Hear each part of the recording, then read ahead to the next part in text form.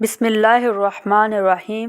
السلام علیکم ناظرین، آج کا ہمارا موضوع ہے جنت کی ٹیکنالوجی۔ کیا جنت میں انٹرنیٹ ہوگا؟ چند مہینے پہلے ٹی وی کے ایک مشہور اسلامک چینل کا کلپ دیکھا جس میں ایک بچہ سوال کرتا ہے کہ کیا جنت میں انٹرنیٹ ہوگا؟ تو ٹی وی اینکر ہکا پکا رہ گیا اور بچے کو ایسے دیکھنے لگا جیسے اس نے بڑا بے تکا سوال کر دیا۔ بھائی، جنت کا انٹرنیٹ یا اس طرح کی کسی ٹیکنالوجی سے کیا لینا دینا؟ یہ تو دنیا کے بکھیڑے ہیں۔ یہ کلپ دیکھ کر مجھے بڑی حیرت ہوئی اور اپنی ماں یاد آ گئی۔ بچپن میں میری ماں نیکی کی باتیں ان کی جزا اور برائی کی سزا سے متعلق بتایا کرتی تھی۔ ان باتوں میں ایک یہ بھی تھی کہ جنت میں آپ جو خواہش کرو گے وہ پوری ہوگی، آپ جو سوچو گے وہ آپ کے سامنے آ جائے گا۔ بچپن میں کھانا پینا ہی سب سے بڑا اثاثہ ہوتا ہے۔ سمجھانے کے لیے کہتی، اگر تم کچھ کھانا چاہو گے تو وہ تمہارے پاس آ جائے گا، جیسے کوئی پھل، فروٹ یا کوئی بھی چیز، یعنی آپ کو اس کے لیے کوئی مشقت یا دوڑ دھوپ نہیں کرنی پڑے گی۔ بس ادھر خواہش کی، ادھر خواہش پوری ہو گئی۔ اس وقت تو ایسے ماحول کا فقط تصور ہی کیا جا سکتا تھا، لیکن ایک بات ضرور ہے کہ یقین سا ہوتا تھا کہ ایسا ہی ہوگا، پر کیسے ہوگا اس کا کوئی آئیڈیا نہیں تھا۔ لیکن اب ٹیکنالوجی میں ترقی کے ساتھ یہ باتیں پریکٹیکل لگتی ہیں۔ سب سے پہلے تو ٹی وی ریموٹ کنٹرول کرنے کی آمد اور دور سے اس کے بٹن دبانے سے ٹی وی کھلتا یا بند ہوتا تھا یا اس کے دوسرے بٹن کام کرتے تھے۔ پھر کئی اور چیزوں میں اس کا عمل دخل آ گیا، جیسے کھلونوں، گاڑیاں، کھلونے جہاز۔ چند سال سے بڑے بڑے ڈرون ریموٹ کنٹرول ٹیکنالوجی سے چلائے جانے لگے۔ اسی طرح موبائل فون کی آمد کے بعد تو جیسے انقلاب آ گیا، بس نمبر ملائیں اور 7 سمندر پار بیٹھے لوگوں سے بغیر تار کے بات کر لیں۔ پھر اسمارٹ فون نے تو جیسے دنیا ہی بدل کر رکھ دی۔ ساتھ ہی آواز، وائر کمانڈر اور حرکت موشن سینسر سے چیزوں کو چلانے والی ٹیکنالوجی آ گئی، جس نے ریموٹ کنٹرول کو جیسے چھٹی ہی دے دی۔ اب ادھر آپ نے زبان سے حکم نکالا، وہاں حکم کی تعمیل ہونے لگی۔ آج کل آپ اپنے بہت سے ڈیوائسز وائس کمانڈر یا موشن سینسر سے چلاتے ہیں، جن میں بلب، پنکھے، دروازے اور بہت سی دوسری اشیاء آپ کے زبان سے نکلے حکم پر چلتی ہیں اور بند ہوتی ہیں۔ موبائل فون آپ کے حکم کی بجا آوری کرتے ہوئے سرچ کرنے اور کال ملانے سے لے کر ایپس کھولنے بند کرنے کے علاوہ بہت سارے کام انجام دیتا ہے، جن میں دور بیٹھے آپ گھر، دکان یا آفس کی نگرانی اور وہاں کوئی کل پرزے چلا اور بند کر سکتے ہیں۔ ٹیکنالوجی کی ترقی اور اس کی قبولیت ہمارے دور کی بڑی کامیابی ہے۔ اس وقت دنیا کو گلوبل ولیج کہا جاتا ہے۔ اگر دنیا میں کہیں بھی کوئی اہم واقعہ یا کوئی دریافت ہوتی ہے تو عموماً چند منٹوں میں دنیا کے ہر کونے میں اس کی آگاہی مل جاتی ہے، اور پھر لوگوں کو یقین بھی ہو جاتا ہے کہ یہ ممکن ہے۔ آج کل معذور لوگوں کو مصنوعی اعضاء لگائے جا رہے ہیں جو اعصابی نظام سے جوڑ دیے جاتے ہیں۔ اس طرح انسان اپنی سوچ کے ذریعے اصل اعضاء کی طرح انہیں حرکت دیتا ہے۔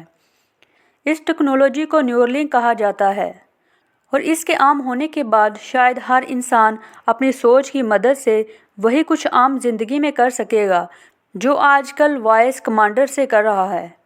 کوئی بھی کام کرنے کے لیے آپ فقط سوچیں گے اور وہ ہو جائے گا۔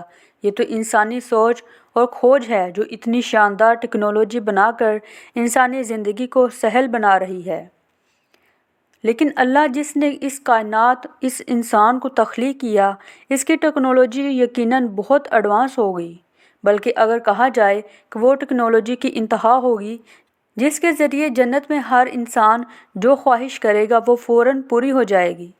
ایسے ٹیکنالوجی کی مثالیں 1450 سال پہلے سے ہمارے سامنے ہیں، لیکن ہم اپنے ذہن و خیال کی پستی کی وجہ سے ان کی بلندی اور روح تک نہیں پہنچ پاتے۔ چند ایک درج ذیل ہیں۔ واقعہ معراج بجائے خود ٹیکنالوجی کا شاہکار تھا، جس میں حضرت محمد صلی اللہ علیہ وسلم کو ٹائم اور اسپیس کی حدود سے نکل کر کائنات کی انتہا تک کا سفر رات کے چند لمحوں میں کرایا گیا۔ آج کل ایسی ہی ایک ٹیکنالوجی پر سائنسدان کام کر رہے ہیں جسے ورم ہول کہا جاتا ہے۔ اس کا تھیم یہی ہے کہ اگر انسان اس میں کامیاب ہو گیا تو دنیا کے چند گھنٹوں کے اندر کسی گلیکسی کی سیر ممکن ہو جائے گی، لیکن اسے عمل میں لانے میں شاید ابھی کئی صدیاں یا ہزاروں سال لگ جائیں گے۔ فلم انٹرسٹیلر میں ورم ہول دکھایا گیا ہے، جو اس فلم میں ایک کردار خلا میں 2 سال کے قریب وقت گزارتا ہے اور جوان رہتا ہے، جبکہ زمین پر اس دوران 80 سال گزر جاتے ہیں۔ اسے ٹائم ڈلیشن بھی کہا جاتا ہے۔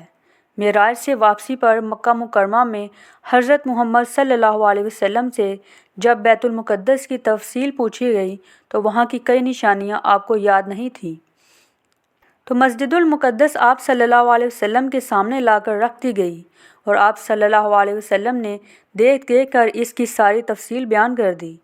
آپ صلی اللہ علیہ وسلم نے فرمایا، پھر مسجد کو میرے سامنے لایا گیا، میں دیکھ رہا تھا، حتیٰ کہ عقائل یا عقیل کے دروازے کے پاس رکھ دی گئی۔ میں اس کا وصف بیان کرنے لگا اور میں اس کی طرف دیکھ رہا تھا۔ شاید یہ بیت المقدس کا کوئی high tech multi dimensional hologram تھا جو آپ صلی اللہ علیہ وسلم کے سامنے رکھ دیا گیا ہوگا، جسے دیکھ دیکھ کر آپ نے مسجد المقدس کی تفصیلات بتائی۔ ہولوگرام کسی چیز کا ورچوئل 3D ماڈل ہے جسے آپ کسی اسکرین کے مقابلے سامنے کے بجائے چاروں اطراف سے اصل کی طرح دیکھ سکتے ہیں۔ ہولوگرام کو آپ کسی مووی یا یوٹیوب پر کسی ویڈیو میں دیکھ کر اندازہ لگا سکتے ہیں کہ کیا ہوتا ہے۔ واقعہ معراج ہی کے دوران آسمانوں کی بلندیوں سے حضرت محمد صلی اللہ علیہ وسلم کو 4 نہریں نظر آئیں، جن میں سے 2 کے متعلق انہیں بتایا گیا کہ یہ دریائے نیل و فرات ہیں۔ انٹرنیشنل خلائی اسٹیشن سے نظر آنے والی زمینی انسجام میں دریائے نیل و فرات بھی شامل ہیں، جبکہ یہی بات حضرت محمد صلی اللہ علیہ وسلم نے 1450 سال پہلے ہی بتا گئے تھے۔ کیا اس وقت کوئی تصور کر سکتا تھا کہ صدیوں بعد خلا سے کبھی انہی چیزوں کو اسی طرح دیکھا جائے گا جس طرح آپ صلی اللہ علیہ وسلم نے دیکھا؟ کیا اب بھی واقعہ معراج اور اس کے ٹیکنالوجی کمال میں کوئی شک رہ جاتا ہے؟ قیامت کے دن جہاں اگلے پچھلے اربوں خربوں انسان ایک ہی میدان میں جمع ہوں گے، وہاں کے لیے کہا گیا ہے کہ جہنم کو گناہ گاروں کے سامنے لایا جائے گا، اور وہ دن ہوگا جب ہم جہنم کو کافروں کے سامنے لائیں گے۔ یہ کیسے ممکن ہوگا؟ شاید قیامت کے دن بھی بلین گیگا بائٹ اسپیڈ کے ساتھ بہت بڑی اسکرینوں پر جہنمیوں کو جہنم میں جانے سے پہلے میدان حشر میں ہی جہنم دکھا دی جائے گی۔ میدان حشر میں جنتی بھی ہوں گے اور شاید اسی طرح جنت ان کے سامنے لائی جائے گی، یا شاید اگلے جہاں میں ٹائم اور اسپیس کے ڈائمینشنل ہماری دنیا سے مختلف ہوں گے، اور جس طرح آج کل دنیا گلوبل ولیج ہے، اسی طرح آخرت میں دوریوں کے باوجود فاصلے سکڑ جائیں گے۔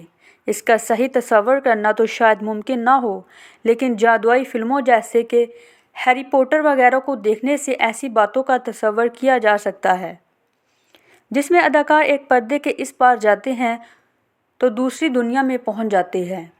روز محشر نامہ اعمال ہاتھ میں تھما دیا جائے گا، جس میں زندگی بھر کی گئی ذرہ برابر نیکی اور ذرہ برابر ہر برائی درج ہوگی۔ دنیا میں لوگوں کی بائیوگرافی کی کتب، جن میں ان لوگوں کی زندگی کے فقط خاص احوال درج ہوتے ہیں، کئی 100 صفحات پر مشتمل ہوتی ہیں، جبکہ نامہ اعمال میں انسان کی زندگی کے لمحے لمحے کی داستان ہوگی۔ تو آپ اندازہ کیجیے کہ کتنی ضخیم کتاب ہوگی، شاید ہزاروں صفحات پر مشتمل ہوگی۔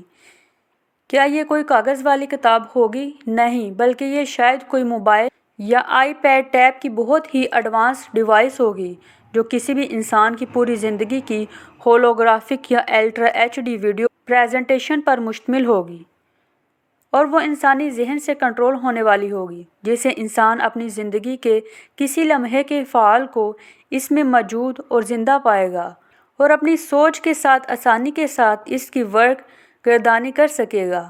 موازنہ کرنا تو مشکل ہے، لیکن شاید اس کا اندازہ جادوئی فلموں جیسے ہیری پوٹر وغیرہ میں لائیو کتابیں یا اخبار نظر آتے ہیں، ممکن ہے کہ اس جیسے ہوگا۔